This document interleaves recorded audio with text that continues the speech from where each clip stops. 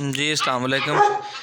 ये बच्चे जी पहुंच गए मेरे कोल जनाब। ठीक है, 4 फीमेल ने है पाया जो दुध इन्होंने दुध पी रही ने।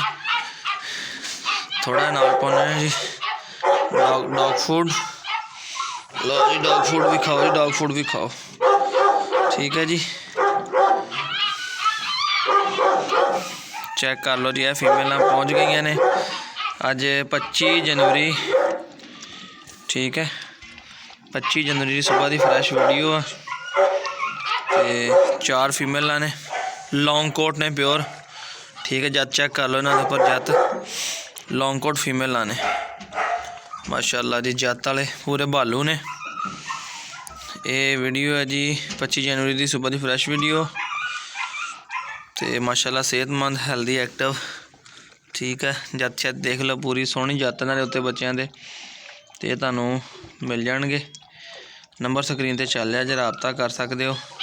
1 2 3 4 4 दियाँ 4 ही फीमेल ने। ठीक है, 4 फीमेल ने। तो माशाल्लाह तुहाडे सामने खा पी रहे हैं। वीडियो अच्छी लगी हो लाइक कर दियो, शेयर कर दियो दोस्तों नाल। ठीक है, जो कोई दोस्त नवा चैनल सबसक्राइब कर दे। मिलेंगे नवी वीडियो, फिर अल्लाह हाफिज़।